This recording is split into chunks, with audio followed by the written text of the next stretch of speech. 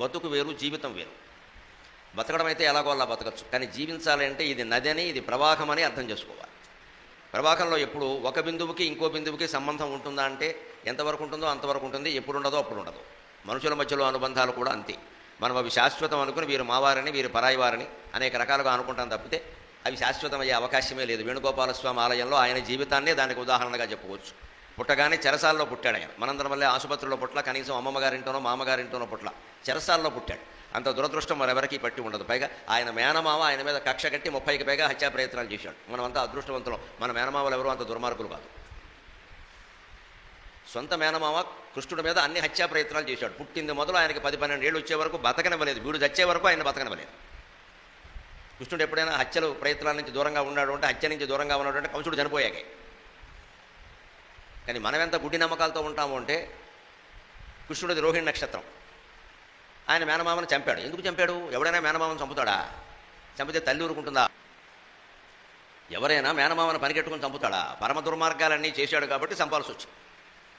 మనకేమిటి నమ్మకం అంటే, రోహిణి నక్షత్రంలో పుట్టిన వాళ్ళందరూ మేనమామను చంపుతారండి. అందుకని మనకి ఎప్పటికీ నమ్మకం, రోహిణి నక్షత్రంలో అమ్మాయి అబ్బాయి పుడితే మేనమామకు చెప్పొద్దు, మేనమామను దూరంగా ఉండమనండి. ఎందుకో తెలియదు ఇది. మేనమామను చంపకపోతే వాడు పెళ్ళానే చంపేస్తాడు, దానికి ఏముంది లెక్క. ఈ నమ్మకాలే వదులుకోవాలి. భగవంతుడి గురించి మనం తెలుసుకునేటప్పుడు ఈ పిచ్చి నమ్మకాల జోలికి పోకూడదు. ఆయన నక్షత్రంలో పుట్టినంత మాత్రాన గొప్పవాళ్ళము కాము. ఆయన చేసిన పనులన్నీ మనం ఎలాగూ చేయం, మంచి చెడ్డ ఇవి కూడా. పైగా వాడు పుట్టిన నక్షత్రాలు అంత గొప్పవేం కాదు. జ్యోతిష్ శాస్త్రం ప్రకారం చూసినా చాలా సామాన్యమైన నక్షత్రాలు అవి. పుట్టిన నక్షత్రాన్ని బట్టి, పేరును బట్టి, సమయాన్ని బట్టి మనిషి జీవితం ఉండదు. వాడి బుద్ధిని బట్టి జీవితం ఉంటుంది. అది మనం గ్రహిస్తే మొత్తం అయిపోయినట్టే లెక్క. మనిషి బుద్ధిని బట్టి జీవితం ఉంటుంది, కానీ పుట్టిన సమయాన్ని బట్టి, నక్షత్రాన్ని బట్టి ఉండదు. మన కంగారు పడిపోయి పేరు మార్చేసి నక్షత్రాలు మార్చాల్సిన పని ఏమీ లేదు. అమావాస్య నాడు పుట్టినవాడు కూడా అద్భుతమైన వ్యక్తులు అయిన వాళ్ళు చాలామంది ఉన్నారు. అదే గ్రహించుకోవాలి. శ్రీకృష్ణుడికి అన్ని బంధాలు క్రమంగా ఏర్పడ్డాయి. కన్న తల్లి వేరు, పెంచిన తల్లి వేరు. పుట్టగానే తీసుకెళ్లి వేరే తల్లి దగ్గర బారేశారు. పుట్టుక కాదు, కులం కూడా మారిపోయింది. అయినా ఆయన ఏం భరించాడు, దాన్ని ఏం పట్టించుకోవాలా. ఏది ప్రాప్తం ఉంటే అది జరుగుతుంది అనుకున్నాడు. బంధుత్వాలు మారిపోయినాయి. తన తోడ పుట్టినవాడు బలరాముడు వేరే తల్లి కడుపులో పెరుగుతున్నాడు. ఈయన యశోద దగ్గర ఉన్నాడు. ఆవిడేమో ఆవిడే కన్న తల్లి అనుకుంటుంది, కానీ అది అబద్ధం. ఎప్పుడప్పుడు ఆవిడికి తెలియాలి, తెలిస్తే గుండె పగిలిపోతుంది. ఇవన్నిటినీ కృష్ణుడు తేలిగ్గానే తీసుకున్నాడు. తర్వాత పెద్ద అయిన తర్వాత ఆయనకి 8 మందితో వివాహమైంది. 8 మందిలో ఎవరితోనూ ఆయనకి గాఢమైన అనుబంధం లేదు. అంతా వాళ్ళు భర్త అనుకున్నారు, ఈయన ఎవరిని భార్య అనుకోలేదు. అందుకే కృష్ణుడు బొమ్మ దగ్గర కానీ, కృష్ణుడు క్యాలెండర్ దగ్గర కానీ పక్కన ఎవ్వరూ ఉండరు, ఆయన ఒక్కడే ఉంటాడు. అదే రాముడు ఉంటే పక్కన సీత ఉండాల్సిందే.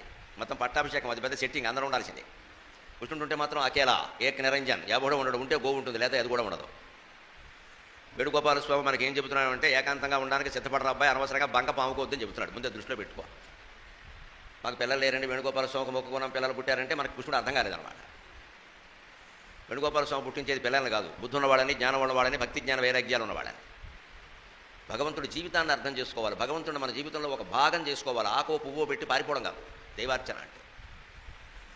అందుకని కృష్ణుడు తన జీవితాన్ని జీవనంగానే భావించాడు, ప్రవాహంగానే భావించాడు. నీటిలో ప్రవాహంలో బిందువుల్లాగే ఎంతోమంది కలుస్తూ ఉంటారు, వెళ్ళిపోతూ ఉంటారు. 80 మంది సంతానం కలిగారు ఆయనకి. 8 భార్యలు ఎందు 8 పదులు, 80 మంది కొడుకులు, ఒక కుమార్తె రుక్మిణీదేవికి. ఈ 80 మందిలో చివరిలో 72 మంది మీద తాగి తందనాలాడ ఆయన కళ్ళ ముందే చచ్చిపోయారు. ఏం మాట్లాడాల, చెట్టు కింద కూర్చుని మొరలు వాయించుకుంటూ కూర్చున్నాడు. వాళ్ళ కర్మ వాళ్ళు పోతారు, నన్ను ఏం చేయమంటావు అన్నాడు. అంతే, గాంధారి శాపం ఉంది, పైగా వాళ్ళు అంతే, వాళ్ళు పోతారన్నాడు. పట్టించుకోలేదు.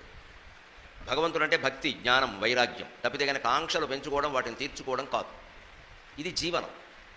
ఇందులో భారతీయ జీవనంలో ప్రత్యేకత ఏమిటంటే, ధర్మార్థ కామ మోక్షాలు 4ంటిని సాధించడమే అని చెప్పారు. మన ముందు ధర్మంగా ఉండాలి. ఆ ధర్మం ద్వారానే అర్థం, డబ్బు సంపాదించాలి. అర్థం అంటే డబ్బు, ఆర్థిక మంత్రి అంటారు కదా, అందుకే. ధర్మార్థాల తర్వాత కామం అంటే ఆ ధర్మంగా సంపాదించిన అర్థంతోనే మన కోరికలు తీర్చుకోవాలి. మనకు వస్తువు కొంటున్నామంటే దానికి తగిన డబ్బు ఉందా, ఉంటే కానీ కొనకూడదు. ఇవాళ పావలా ఉంటే రూపాయి వస్తువు కొంటున్నారు, 25,000 ఉంటాయి. ₹1,00,000 సోఫా కొంటాడు, మిగిలిన 75,000 అప్పు చేస్తాడు. 25 లక్షలు కూడా ఈయన దగ్గర ఉండవు. ₹1,00,00,000 అపార్ట్మెంట్ కొంటాడు, అవన్నీ ఈఎంఐ పెడతాడు. ఇదే దరిద్రం అంటే. నీకు నిజంగానే ₹1,00,00,000 ఇల్లు కావాలంటే నీ దగ్గర 75 లక్షలు నిల ఉండాలి. అప్పుడు 25 లక్షలు అప్పు చేయి, తప్పు లేదు.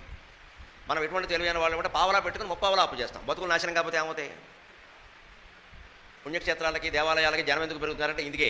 బతుకులన్నీ నాశనం చేసుకుని ఆందోళన పెరిగిపోయి, బీపీ పెరిగిపోయి, షుగర్ పెరిగిపోయి, ఆ దేవుడు ఏమైనా తీరుస్తాడేమో. అప్పు చేసే ముందు గుళ్ళకి వెళ్ళావా నువ్వు? ఈఎంఐ పెట్టే ముందు గుళ్ళకి వెళ్ళావా? ఆయన చెప్పావా? వెంకటేశ్వరం కూడా ఎప్పటికీ అప్పు తీర్చలేదు కదా, కుబేరుడు అప్పు. ఆయన అప్పులు పాలే ఉన్నాడు, నీ అప్పులు ఏం తీరుస్తాడు ఆయన? ఆయన అప్పు చేయొద్దనే చెబుతున్నాడు ఆ ప్రవర్తన ద్వారా. కుబేరుడికి అప్పు తీర్చలేదు ఆయన, కానీ కుచేరుడు వస్తే మాత్రం సమస్త సంపదలు ఇచ్చాడు. నాకు మొహమాటం లేదు కూడా చెబుతున్నాడు. భగవంతుడు పేదల పార్టీ, డబ్బున్నవాడ పార్టీ కాదు. కుచేరుడికి సమస్త సంపదలు ఇచ్చాడు, కుబేరుడు అప్పు ఇప్పటికే తీర్చలా, అంతే. అంతే, నేను ధనవంతులు నాకు అప్పిస్తే తీర్చాను, పేదవాడికి నేను డబ్బులు ఇస్తాను. అంచేత మన భగవంతుడు పేదల పార్టీ, భగవంతుల పార్టీ, ధనవంతుల పార్టీ కాదు. డబ్బున్న వాళ్ళకి మరింత డబ్బు ఇవ్వడం కోసం దేవుడు లేడు ఇక్కడ, పేదవాళ్ళని ధనవంతులు చేయడం కోసం ఉన్నాడు. ఎవరు పేదవాళ్ళ పట్ల కరుణతో ఉంటారో, ఎవరు పేద బడుగు బలహీన వర్గాలను పట్టించుకుంటారో, ఎవరు ఇంట్లో పని మనిషిని కూడా కాస్త అభిమానంగా చూస్తారో వాళ్ళని భగవంతుడు ప్రేమిస్తారు. ఓ పని మనిషి చేతిలోంచి ఒక అద్దం ఏదైనా పగిలిపోయి, బల్ల మీద పెట్టిన అద్దం పగిలిపోయి కింద పడింది అనుకోండి, వెంటనే రావాల్సిన మాట ఏమిటంటే నీకేమైనా అయిందా, నీకేమైనా అయిందా అని రావాలి. దిక్కుమాలింది, పగల కొట్టేసింది అద్దాన్ని, అమెరికా నుంచి తెచ్చాం, ఇది కాదనమాట రావాల్సింది. వాళ్ళు ఎవరు కావాలని పగల కొట్టారు, చేతిలో జారిపోయింది అంతే. వెంటనే రావాల్సిన ప్రేమ. మన అమ్మాయి చేస్తే ఆ పని ఏమంటాం, మన అబ్బాయి చేస్తే ఏమంటాం, ముందు నీకేం జరగకుండా చూసుకోరా, పోతే పోయింది వెధవద్దాం, మీకేం జరగకుండా అంటాం కదా, పని మనిషినా అంతే. ఈ భావన కలిగితే భగవంతుడు మనకి ప్రత్యక్షం అవుతాడు, మన ఇంట్లోనే ఉంటాడు. వాళ్ళు వేరే, వీళ్ళు వేరే, నేను జమీందారిని, వాళ్ళంతా పేదవాళ్ళు, నేది ఫలానా కులం, వాళ్ళది ఫలానా కులం, నాది ఫలానా మతం, వారిది ఫలానా మతం, నేనేదో పెద్దవాడిని, వాళ్ళు ఏదో చిన్నవాళ్ళు, ఈ దిక్కుమాలిన భేదభావాలు ఉన్నంతకాలం దేవుడు మనకు దూరంగానే ఉంటాడు. ఇది భారతీయ జీవనం కాదు. అందుకే ధర్మంగా ఉండడం, ధర్మం ద్వారానే అర్థం సంపాదించడం, ధర్మంగా సంపాదించిన అర్థంతోనే కామం అంటే లైంగిక వాంఛ కాదు, అన్ని కోరికలు వస్తాయి. ఇలాంటి కార్యక్రమం ఏర్పాటు చేయడం కూడా ఒక కోరికే, లేకపోతే వారు ఎందుకు పిలుస్తారు, నేను ఎందుకు వస్తాను? ఏర్పాటు చేయాలని వారికి ఉంది, పిలిస్తే మాట్లాడాలని నాకు ఉంది, అదే సంధానం కూడా జరగాలగా. కోరిక లేకపోతే జరగదు కదా, ఉండొచ్చు. ఎందుకంటే ఈ కోరిక మోక్షానికి సాధనమయ్యే కోరిక, ధర్మ అర్థ కామ మోక్షం. మిగిలిన కోరికలు మన బంధాల్లో పడేస్తాయి. ఈ ప్రవచనం చెప్పడమో వినడమో అనేటువంటి కోరిక ఉంది, ఇది మోక్షానికి దారి చూపిస్తుంది. అందువల్ల ఇది మంచి కోరిక, ఇవే ఉండాలి. ఈ కోరిక లేకుండా ఉండడం ఏ మనిషికి సాధ్యం కాదు. భగవంతుడు కూడా ఎందుకు అవతరించాడు కృష్ణుడుగా రాముడుగా అంటే ధర్మ సంస్థాపన కోసం, అది కోరికేగా, కానీ అది ఉండవలసిన కోరిక. అందుకే మనం చిన్నప్పటి నుంచే పిల్లలకి ఏ కోరికలు ఉండాలో ఏ కోరికలు ఉండకూడదో స్పష్టంగా చెప్పాలి. లేకపోతే వాళ్ళు చిందరవందరకం తయారైపోతారు. పిల్లల పెంపకంలోనే ఆ జాగ్రత్తలు తీసుకోవాలి. జీవితం అంటే ఊరికే జీవించడం కాదు, బతకడం వేరు, జీవించడం వేరు. బతకడం అంటే బతుకు తెరువు, ఏదో తినడం పడుకోవడం, ఏదో దానికోసం సరిపడా సంపాదించుకోవడం, ఇదంతా. జీవనం అంటే లైఫ్, జీవితం అనే అర్థంతో పాటుగా నీరు అనే అర్థం.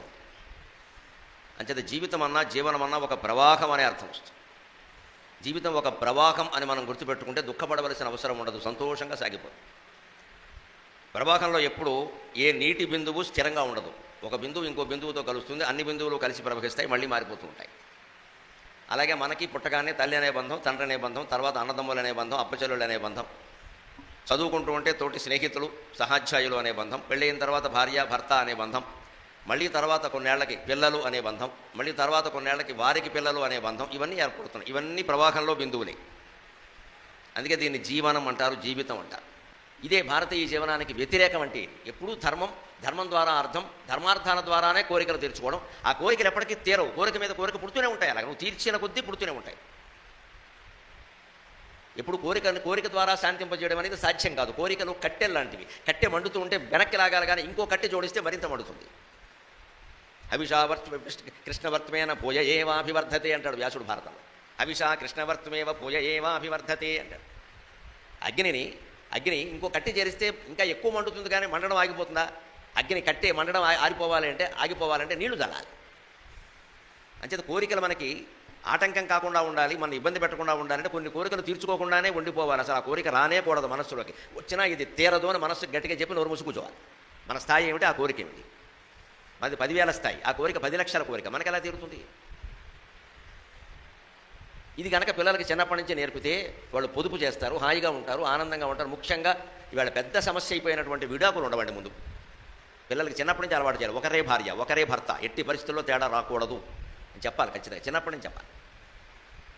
డబ్బే ముఖ్యం అనగానే డబ్బు లేకపోతే పెళ్ళని వదిలేస్తాడు. లేకపోతే చేసుకున్నా కూడా ఇంకా అదనం కట్టడం తెమ్మంటాడు. వీడికి ఇచ్చి వీడిని చేసుకోవడమే కట్టడం, మళ్ళీ వీడికి అదనం కట్టడం వీడి మొహానికి ఎందుకు వస్తుంది? ఇది ఎవరితోనో పోల్చుకుంటాడు, తోడళ్ళతోనో మేనళ్ళతోనో. వాడి దగ్గర డబ్బులు వీడి దగ్గర లేవు, వీడు సంపాదించే ఓపిక లేదు, అందుకని దాన్ని తెమ్మంటాడు. లేకపోతే అంటించేస్తానంటాడు. ఈ కథలు పత్రికల్లో ఎందుకు వస్తున్నాయి, ప్రపంచంలో ఎందుకు జరుగుతున్నాయి? ధర్మం అర్థం లేదు, అర్థకామాలే మనకున్నాయి. ధర్మం మోక్షం వదిలేసి. అందుకని ధర్మం తద్వారా అర్థం, తద్వారా కోరికలు తీర్చుకోవడం. కోరికలు ఎప్పటికీ తీరేవి కాదు, ఎన్ని తీరినా కొత్తవి పుడుతూ ఉంటాయి. కాబట్టి మోక్షం కోసం ప్రయత్నం చేయడం. మోక్షం అంటే ఏమిటి? అంతా ఒక్కటే ఏకమేవ అద్వితీయం బ్రహ్మ, ఇది మోక్షం.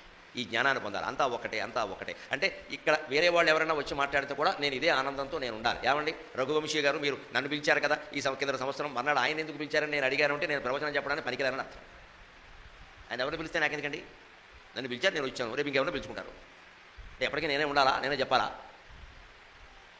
ఇదే మోక్షం అంటే ఇంకేం లేదు, ఏదో ఆకాశం నుంచే ఊడిపడదు. నమోక్షో నభసపృష్టే నపాతాళేన భూతలే సర్వాశా సంక్షయే చేతక్షయో మోక్షయి తీర్యతే. అన్ని కోరికలు నశించిన తర్వాత ఏ చిత్తం శాంతిగా ఉంటుందో ఆ చిత్తశాంతే మోక్షం అన్నారు.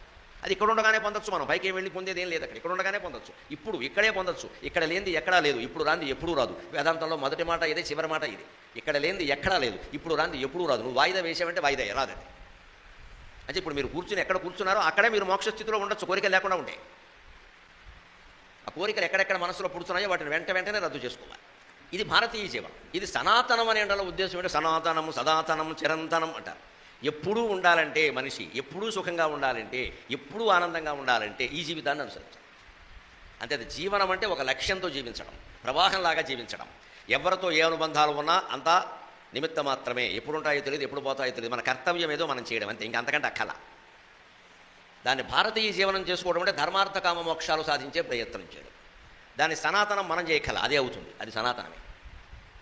దాన్ని సాధించడం కోసం మన జీవన విధానం పూర్వం ఎలా ఉండేదో తెలుసా? పూష వెలుంగులో తులసి మొక్కకు దోయిలి యొగ్గి, పూష వెలుంగులో తులసి మొక్కకు దోయిలి యొగ్గి, వేద నిర్ఘోషను డొక్క శుద్ధిగని, వేద నిర్ఘోషను డొక్క శుద్ధిగని, గోవుల సేవలు చేసి వేషముల్ భూషలు పాడి పంటలును పుట్టిన చోటనే పొందు, వేషముల్ భూషలు పాడి పంటలును పుట్టిన చోటనే పొందు, ఆ స్వయం పోషకమైన గ్రామములు బూడిదయ్య పరాయి పాలనన్. బ్రిటిష్ వాళ్ళు ఈ దేశంలో ప్రవేశించకముందు 1800 సంవత్సరం వరకు కూడా మన దేశం విశ్వగురువుగా విరాజిల్లింది, విశ్వగురువుగా విరాజిల్లింది. ఇప్పుడు భారతదేశం గురించి మాట్లాడితే ఎవరైనా ఏమంటారు అంటే ఆధ్యాత్మిక కేంద్రం అంటారు, మహా అయితే ఆతిథ్యం బాగుంటుంది అంటారు. లేదు, ఆర్థికంగా కూడా సర్వప్రపంచ దేశాలని మించి ఉండేది భారతదేశం, ఆర్థికంగా కూడా. దానికి ప్రత్యక్ష ఉదాహరణ ఏమిటంటే చరిత్ర పాఠాలే. వాస్కోడి గామా ఈ దేశానికి మార్గం కనుక్కున్నాడు, పోర్చుగీసు వాడు. కొలంబస్ అమెరికా వాడు, ఆస్ట్రేలియా వాడు, ఐరోపా వాడు ఈ దేశానికి మార్గం కనిపెట్టడం కోసం ప్రాణత్యాగం చేసినంత పని చేశాడు. దారి తెప్పాడు, ఎక్కడికో వెళ్ళాడు. కూడా వచ్చిన వాళ్ళందరూ తిట్టారు, నిన్ను చంపేస్తామన్నారు. అయినా సరే ఓపికగా కూర్చున్నాడు. చివరికి అమెరికాలోనే ఓ దీవి చూశాడు, అదే ఇండియా అనుకున్నాడు. వాళ్ళు ఇప్పటికీ రెడ్ ఇండియన్స్ అనే పేరు మీద అక్కడే ఉన్నారు. వాళ్ళు ఎర్రగా ఉన్నారు. తర్వాత వాడికి ఎవరో చెప్పారు, ఇండియన్స్ ఎర్రగా ఉంటారన్నా బ్లాక్గా ఉంటారన్న. మనది విష్ణుమూర్తి రంగు, ఆలోచించక్కల. వేణుగోపాలస్వామి రంగే మన రంగు. వేణుగోపాలస్వామిని అలాగే ఉంటాడు, ఎర్రగా ఉంటాడు. అంచేత మనది విష్ణుమూర్తి రంగు, మన రామచంద్రమూర్తి రంగు, మన శ్రీకృష్ణస్వామి రంగు. మనం ఏం బాధపడక్కల. అమ్మవారి రంగు కూడా నలుపే. మేము విష్ణు భక్తులం కాదండి, శివభక్తులం అన్న నష్టమేలా. శివుడు తెలుపు, అమ్మవారు నలుపు, పార్వతీదేవి నలుపు. అంచేత మనం విష్ణుమూర్తి వర్ణంలో ఉన్నాం, పార్వతీదేవి వర్ణంలో ఉన్నాం. మనలో ఎక్కువ మంది చామన ఛాయలో ఉంటారు. మరీ ఎరుపు కాదు, మరీ తెలుపు కాదు, అంత నలుపు కాదు, అంత తెలుపు కాదు, చక్కని చామన ఛాయ అని చామన ఛాయలో ఉంటారు ఇండియన్స్ అందరూ. అని ఆయనకి ఎవరో చెప్పారు, అమెరికాలో ఒక ప్రాంతాన్ని వచ్చి ఇది ఇండియా అన్నాడు. అంటే పక్క వాళ్ళు తర్వాత చూసి చెప్పారు, ఇది ఇండియా కాదురా, ఇండియన్స్ అందరూ చామన ఛాయలో ఉంటారు, అది బ్లాకిష్ ఛాయ్, అది ఇక్కడ ఇలా ఉంటారంటే అప్పుడు వీళ్ళకి రెడ్ ఇండియన్స్ అని వేరేంటి. నేను ఇండియన్స్ చూసా, వీళ్ళు రెడ్గా ఉన్నారు కాబట్టి రెడ్ ఇండియన్స్. అదే ఉంటుంది, ఇన్ని రకాల ఇండియన్స్ ఉంటారు. అదే అజ్ఞానం ఎంతో జ్ఞానము అంతే, జ్ఞానం ఎంతో అజ్ఞానము అంతే. ఇంత కష్టపడి కొలంబస్ దారి ఎందుకు కనుక్కున్నాడండి? ఎప్పుడో 17వ శతాబ్దం 16వ శతాబ్దం వాడు బతికింది. ఇప్పుడు కొన్ని వందల ఏళ్ల క్రితం అంత దారి ఎందుకు కనుక్కున్నాడు? ఈవేళ మనం మొత్తం ఉద్యోగాలకి, చదువులకి, అన్నిటికీ అమెరికాకి పోతున్నాం. ఏ దేశం నుంచి ఏ దేశకి తీసుకొచ్చాం అందరం కలిసి. ఒకప్పుడు ఇక్కడ నలందాలో చదువుకోవడానికి, తక్షశిలలో చదువుకోవడానికి చైనా నుంచి, ఐరోపా దేశాల నుంచి ఓడల్లో వచ్చేవారు. ఒక్క నలంద అనే విశ్వవిద్యాలయంలో 10,000 మంది విద్యార్థులు చదువుకున్నారు. 10,000 మంది, 10,000. అక్కడేమీ పెద్ద భవనాలు లేవు, అన్ని చెట్లు, కొండలు, గుహలోనే గురువుగారు ఉండేవాడు, గురువుగారు పక్కనే శిష్యుడు ఉండేవాడు. గురువులందరూ భారతీయులే, శిష్యులు మాత్రం ప్రపంచమంతా. ఇవాళ ఆ చదువుకి మనం నోచుకోక, ఉన్న చదువు నచ్చక అమెరికా వెళుతున్నాం మనం. కారణం ఏమిటంటే మొత్తం జాతిలో ఆత్మవిశ్వాసం లోపించింది. ఏవి సదాచారాలుగా మనకున్నాయో అవన్నీ వదిలేసాం. మనకున్న గొప్ప సదాచారం ఏమిటంటే పూష వెలుంగులో తులసి మొక్కకు దోసిలి యొగ్గి. పూష అంటే సూర్యుడు. ఇంకా సూర్యుడు ఉదయించక ముందే ఈ దేశంలో ప్రతి ఇల్లాలు నిన్న మొన్నటి వరకు తులసి మొక్కకు దోసి నీళ్లు పోసి చుట్టూ 3 సార్లు ప్రదక్షిణం చేసేది. ఇప్పటికీ అలా చేసేవాళ్ళు ఉంటే నమస్కారం, మీకు నమస్కారం. అది చెయ్యండి ఖచ్చితంగా, చాలా గొప్ప ఆచారం. వెలుగు వచ్చినప్పుడు లేచి 9ంటికి నైటీ వేసుకుని చేయకూడదు. అలా చేస్తే సత్ఫలితాలు రాకపోగా దుష్ఫలితాలు వస్తాయి. ఖచ్చితంగా తులసి మొక్కకి నీళ్ళు 6 గంటల లోపే పోయాలి. అంటే నువ్వు 5ంటికే లేవాలి. అసలు ఏ మొక్కలకి నీళ్ళు పోసినా అదే మంచిది. 5 నుంచి 6లోగానే పోయాలి. 11ంటికి 12ంటికి పోతే మొక్కలు నీళ్లు తాగు, అవి నిద్రపోతాయి. జగదీష్ చంద్రబోస్ చెప్పాడు మనవాడే, మొక్కలు నిద్రపోతాయి, వాటిని ఇబ్బంది పడదు. అది నిద్రపోయే సమయంలో నీళ్లు పోతున్నామంటే మంచం మీద పడుకున్న వాడి మీద నీళ్ళు చల్లినట్టే, ఉపయోగం లేదు. మన ఇష్టం వచ్చినట్టు పోసేయకూడదు. అలాగే మొక్కలు వేళ్ళు ఆకులు ఎప్పుడు పడితే అప్పుడు కత్తిరించకూడదు. నిద్రపోయేటప్పుడు కత్తిరించడం అంటే హత్య, చేయకూడదు. అలాగా చెప్తారు పెద్దవాళ్ళు. అంతే, మంగళవారం వద్దు, శుక్రవారం వద్దు, మన ఏమైంది? నువ్వెవరికి చెప్పడానికంటే అలాగా ఎవరు చెప్తారు పెద్దవాళ్ళు చెప్పకపోతే? పూష వెలుగులో ఇంకా సూర్యనారాయణమూర్తి యొక్క తన కిరణాల భూమి మీద ప్రసరింపజేసే సమయంలోనే పొడుస్తూ బాలుడు పొన్న పువ్వు ఛాయ, పొన్న పువ్వు మీద పగడంపు పొడి ఛాయ, శ్రీ సూర్యనారాయణ మేలుకో హరి సూర్యనారాయణ, ఉదయిస్తూ బాలుడు ఉల్లి పువ్వు ఛాయ, ఉల్లి పువ్వు మీద ఉగ్రంపు పొడి ఛాయ, శ్రీ సూర్యనారాయణ మేలుకో హరి సూర్యనారాయణ అనే పాటలు వినిపించే సమయంలోనే తులసి మొక్కకి దోషి నీళ్లు పోయాయి. పూష వెలుంగులో తులసి మొక్కకు దొజిలి యొగ్గి వేద నిర్ఘోషను డొక్క శుద్ధిగని. అప్పటికే స్నానం అయిపోయింది కాబట్టి వేద పండితుల ఇళ్లలో వేదం వినపడుతూ ఉంటుంది. మనం ఆ ఇళ్లలో ఉండేవాళ్ళమైతే చదవాలి, లేకపోతే వినాలి. కనీసం క్యాసెట్ అయినా పెట్టుకోవాలి, పొద్దున్నే వినవలసింది అది. లేవగానే మంచం మీద ఇంకా కళ్ళు తెరవకుండానే ఏదో పుసులు కళ్ళు వేసుకుని వాట్సాప్ ఫేస్బుక్ అని దరిద్రం పెట్టుకోకూడదు. ఇక్కడ ఎవడేం పంపాడు, ఏం పంపుతాడు, ఎందుకు నీకు గొడవ, పొద్దున్నే దరిద్రం ఇది. వాడు ఏదో శవం ఫోటో పంపిస్తాడు, వాడు వీడు పోయాడు అంటాడు, అదేమన్నా ఆనందమా? పొద్దున్న చూడాల్సింది అదేనా? రాత్రి కూడా దాన్ని కట్టేయడం మానేసి తల దగ్గర పెట్టుకుంటున్నారు దరిద్రం. దాంట్లో దీపం ఉంది, తల దగ్గర దీపం ఎవరికి ఉంటుందమ్మా? శవానికి ఉంటుంది. తల దగ్గర ఫోన్ పెట్టుకోకండి, అన్ని అశుభాలు అక్కడే జరుగుతాయి. రాత్రిపూట ఆ ఫోన్ కట్టేసి పూర్తిగా లైట్ కూడా లేకుండా దూరంగా పెట్టాలి. రాత్రి కూడా చేస్తాడు పని లేక, చేసుకోవాలి, పొద్దున్న చూసుకుంటాం. ఏమిటి అంత అర్జెంటు? పిల్లలు చేస్తారేమో, పిల్లలకి తెలియదా పొద్దున చేయాలని? అంత మమకారం అవసరమా? 1 గంటకి 2ంటికి మా పిల్లలు అమెరికాలో ఉన్నారు చేస్తారు, వాళ్ళకి చెప్పండి మాకు వీలైన టైంలో చేయమని. వాడికి ఎప్పుడు చూస్తే అప్పుడు చేయడమేనా? అంతంత మమకారాలు అవసరం లేదని ఓవర్ యాక్షన్ అంటారు దాన్ని. ఉండొచ్చు, అందరికీ మమకారాలు ఉంటాయి, చెప్పడమే ఖచ్చితంగా. నా పిల్లలు నాకు వారానికి ఒకసారి ఫోన్ చేస్తారు, ఈ లోపు చేస్తే ఎందుకు చేసామని అడిగేస్తాను నేను, మొహమాటం లేదు. ఏ పని తినక కాపురం చేసుకో, పెళ్లి చేసాం కదా అడుగుతావేటి అంటే. వారానికి ఒకసారి ఏం లేదు చెప్పదు అలాగా, వారానికి ఒకసారి అన్ని రాసుకున్నప్పుడు చెప్పు. రోజు గంటల తరబడి పిల్లలతో మాట్లాడుతుంటే ఇంకా దెయ్యం ఏమి ఉండదండి ఇక్కడ. ఇది పోలా, మన సొంత జీవితం అనేది ఒకటి ఉండాలి. చివరికి ఆత్మకు కావాల్సిన మోక్షం అనేది దొరకాలి. ఈ బంధాలు ఏవి మిగిలేవి కాదు. 60 ఏళ్ళు దాటాకైనా ఈ జ్ఞానం రావాలి. 25 ఏళ్ళు కూడా తాపత్రయపడితే పర్వాలా. 60 ఏళ్ళు వచ్చినా 70 ఏళ్ళు వచ్చినా నాకు ఎవడు ఫోన్ చేయట్లేదు అంటే మనం అదృష్టవంతులం. హాయిగా కృష్ణ పరమాత్మ స్మరించుకుంటూ ఉంటాం. ఆయనకు ఫోన్ నెంబర్ లేదు, ఫోన్ అక్కల. ఇది విరికి పిచ్చిక్కిపోతుంటుందండి ఎవడు ఫోన్ చేయి, ఇరిటేషన్ వచ్చేస్తున్నాయి. అందరూ నన్ను మర్చిపోయారు, అందరూ మనం మర్చిపోవడమే కావాలి. అందరూ మనం మర్చిపోతే మనం అదృష్టవంతులం. ఎందుకంటే ప్రాణం పోయిన తర్వాత ఎవడు గుర్తుపెట్టుకున్న ఉపయోగం లేదు కదా. అందరినీ నువ్వు మర్చిపోవాలి, నువ్వు అందరినీ మర్చిపోవాలి, అదే జీవితం అంటే. ఎందుకంటే ఇది ప్రవాహం, జీవనం. ప్రవాహంలో ఏ బిందువు మరో బిందువును గుర్తుపెట్టుకోదు. ఏవో బిందువులు కలుస్తుంటే మళ్ళీ విడిపోతుంటాయి, బిందువులు కలుస్తుంటే మళ్ళీ విడిపోతుంటాయి, అంతే. ఎంతవరకు మన బాధ్యత చేయడం వరకే. అందుకని వేదం వినాలి. వేద నిర్ఘోషణ డొక్క శుద్ధికేని. వేదం వింటే ఏం తెలుస్తుంది? అందులో ఉండేటువంటి కొన్ని మంత్రాలు అర్థాలు కొంతకాలానికైనా తెలుస్తాయి. లేదు ఎవరో మాబోటిగాడు దాని సభల్లో పేర్కొని అబ్బాయి వేదంలో ఉన్నది ఇదయ్యా, వేదంలో ఉన్నది ఇదయ్యా అని చెబుతుంది. త్వం యజ్ఞస్త్వం వషట్కారస్త్వం ఇంద్రస్త్వం రుద్రస్త్వం విష్ణుస్త్వం బ్రహ్మత్వం ప్రజాపతి అని ఉందనుకోండి. త్వం అంటే గుళ్ళో ఉండే లింగం కాదమ్మా, ఎవడు చదువుతున్నాడో వాడే. నువ్వే బ్రహ్మవి, నువ్వే విష్ణువి, నువ్వే శివుడివి, నువ్వే యజ్ఞానివి, నువ్వే వషట్కారానివి. ఆత్మావై అహం బ్రహ్మాస్మి తత్వమసి.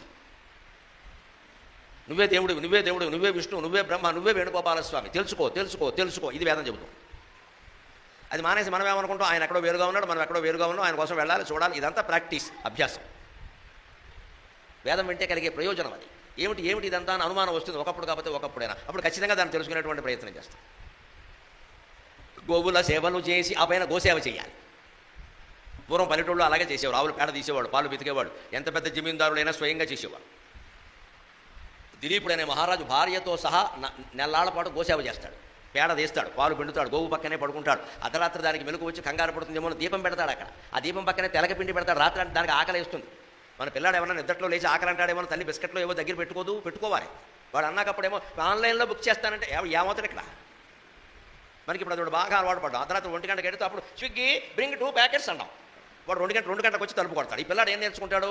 నేను అన్నప్పుడు మా అమ్మ నా కోసం ఏం చేయాలి, ఆన్లైన్లో బుక్ చేసింది. అంతే అమ్మ కోసం కూడా ఆన్లైన్లో అన్ని బుక్ చేద్దాం, మనం ఏం చేయొద్దు. అంతే అమ్మకు వృద్ధాప్యం వచ్చి ఆయన నాకు కాడు సరిగ్గా లేవురా అంటే ఆన్లైన్లో కొట్టి బెస్ట్ ఓల్డేజ్ హోమ్ చేయరమ్మా, మనకు చాలా దగ్గరగా ఉంది, ఒకటి పొలాన్ని తీసుకెళ్ళి ఈ మనిషిని అక్కడ బారేస్తాడు. శ్రీమద్ రమారమణ గోవిందో హరి. నువ్వు ఆన్లైన్లో బుక్ చేసావమ్మా బిస్కెట్లు, వాడు ఆన్లైన్లోనే నేను బుక్ చేశాడు. నువ్వు ఏది నేర్పావు అదే నేర్చుకుంటాడు. అదే అర్ధరాత్రి లేచిన పిల్లాడు అమ్మ ఆకలి అనగానే నీకోసమే దాచిపెట్టాను నాన్న, నీకు ఇష్టం కదా మామిడి తాండ్రా, అందుకే ఆత్రేయపురం నుంచి తెప్పించి దాచిపెట్టాను రా ప్రత్యేకం. ఆయన మామిడి తాండ్ర తీసి కాస్త తీయగా ఉన్న తల్లి తినిపిస్తే మా అమ్మకి నేనంటే ఎంత ప్రేమ, నేను ఆకలి వస్తుందని నేను అడుగుతానని రాత్రి 1 గంట కూడా తన పక్కన మామిడి తాండ్ర తెప్పించి పెట్టుకుంది అంటే ఇటువంటి తల్లి నేను ఎలా చూడాలి అని ఆ పిల్లాడు ఆలోచిస్తాడమ్మా ఖచ్చితంగా. మనుషుల్లో మార్పు అక్కడ వస్తుంది. మన దాన్ని మనం ఫోన్లో పడిపోయి బంధువులతో మాట్లాడుతూ పేరెంటాలు, పెళ్ళిళ్ళు, ఫంక్షన్లు, పార్టీలు అంటూ తిరుగుతూ పిల్లల్ని గాలి కుదిరేస్తే రేపొద్దున వాళ్ళు మన్నే గాలి కుదిరేస్తారు. ఇదే గోవుల సేవ అంటే. ఏ సేవ అయినా పిల్లలకి తల్లి తండ్రి స్వయంగా చేయాలి. పెద్దవాళ్ళకి కొడుకు కోడలు స్వయంగా చేయాలి, మనుషుల్ని పెట్టి చేయడం కాదు ఇక్కడ. గోవుల సేవలు చేసి. అంతేకాదు పూర్వకాలపు జీవితం ఎలా ఉండేదంటే వేషములు భూషలు పాడి పంటలను పుట్టిన చోటనే పొందు. ఒక వ్యక్తి ఏ కులం వాడైనా సరే వాళ్ళు కట్టుకునే పంచెలు కండువాలు వాళ్ళు కట్టుకునే చీరలు అన్నీ ఆ ఊళ్ళో ఉండేటువంటి శాలివారే నేసేవారు, వేరే ఊరు నుంచి కొనరు. ఆ ఊళ్ళోనే ఉపాధి. ఆ ఊళ్ళో సారి కుటుంబాలన్నీ ఆ వృత్తి మీద హాయిగా బతుకుతాయి. మన ఊళ్ళో వాళ్ళందరూ మన దగ్గరే బట్టలు కొంటారు, మనం ఎక్కడికి వెళ్ళక్కల. ఎంత ఇదే స్వయం పోషకమైన గ్రామం. గాంధీ మహాత్ముడు కలగన్న గ్రామ స్వరాజ్యం అంటే ఇది. ఇది భారతీయ జీవనంలో ఉంది, పూర్వం నుంచి ఇదే ఉంది. ఆ ఊరు పంట, ఆ ఊళ్ళో వస్త్రాలు, ఆ ఊళ్ళో ఆభరణాలు, ఆ ఊళ్ళో పండింది ఏది ఆ ఊరు దాటనిచ్చేవారు కాదు. అక్కడ అందరికీ సరిపోతే వేరే వాళ్ళకి పంపిస్తారు, దాంట్లో తప్పే ఉంది. వేషములు బట్టలు కానీ భూషలు ఆభరణాలు, ఆ ఊళ్ళో ఆభరణాలన్నీ ఆ ఊళ్ళో ఉండే స్వర్ణకారుల దగ్గరే చేయించుకునేవారు. ఒకరో ఇద్దరు 2 కుటుంబాలు ఉంటాయి, వాళ్ళ ఆ ఊరంతటికి వారే హాయిగా బతుకుతారు. ఎవరింటన్నా పెళ్ళి వచ్చిందంటే వాళ్ళకి 3 నెలల పని ఈ ఆభరణాలన్నీ చేయాలి. దాంతో ఇంకో 3 నెలలు సుఖంగా గడిపేస్తారు. ఇంత చక్కని వ్యవస్థ మనకి ఒకప్పుడు ఉండేది. ఈ వ్యవస్థ వల్ల దేశం మొత్తం ఎప్పుడూ రాజుల ధనాగారాల్లో రత్నాలు వజ్రాలు వైడూర్యాలు మాణిక్యాలు కోట్ల కొలది నిల ఉండేవి. ఆ సంపదలు కొల్లగొట్టడానికి ఆ సంపదలను చూసి అసూయపడి విదేశీయులందరూ ఈ దేశానికి వచ్చి నాశనం చేశారమ్మా. నిజమది. ఎందుకు ఇన్ని సంపదలు ఉన్నాయి? పైగా ఈ దేశం యొక్క గొప్పతనం ఏమిటంటే పాతకాలంలో ఇన్ని సంపదలున్నా ఎవరికీ గర్వం ఉండేది కాదు. 90% మంది గర్వం లేకుండా ఉండేవారు. 90% మంది. 10% ఎప్పుడూ లోపాలు ఉంటూనే ఉంటాయి, ఎంత గొప్ప వ్యవస్థలు. 90% మంది గర్వం లేకుండా ఉండేవారు. దాన్ని మళ్ళీ మనం సాధించగలగాలి మన మనస్సులో వైరాగ్యం ద్వారా, భక్తి ద్వారా, జ్ఞానం ద్వారా. అవి పుట్టిన చోట ఎవరి గ్రామంలో వారికి పుట్టిన వారికి అక్కడే బట్టలు, అక్కడే ఆభరణాలు, అక్కడే పాడి, అక్కడే పంట. ఆ దేశం అక్కడ ఉండే ఆవుల పాలు గేదెల పాలే తాగేవారు ఆ ఊళ్ళో అందరూ. 4-5 గేదెలు 10 గేదెలు ఉండే ఊళ్ళో అందరికీ సరిపోయి ఆ గోవుల్ని కాచుకుంటూ గేదెలను కాచుకుంటూ కొంతమంది బతికేవారు కొన్ని కుటుంబాలు. ఇప్పుడు అందరికీ చదువు, అందరూ ఉద్యోగం. ఆ చదువు కూడా ఒకటే చదువు ఇంజనీరింగ్, ఆ ఉద్యోగం కూడా ఒకటే ఉద్యోగం సాఫ్ట్వేర్, ఆ దేశం కూడా ఒకటే దేశం అమెరికా, ఆ దేశం భాష కూడా ఒకటే భాష ఆంగ్లం. నాశనం అయిపోయింది మొత్తం అంతా. అందరూ ఒకటే చదువు, అందరూ ఒకటే ఉద్యోగం, అందరూ ఒకటే భాష, అందరూ ఒకటే దేశం. మన దేశం ఏమైంది? నాశనం అయింది.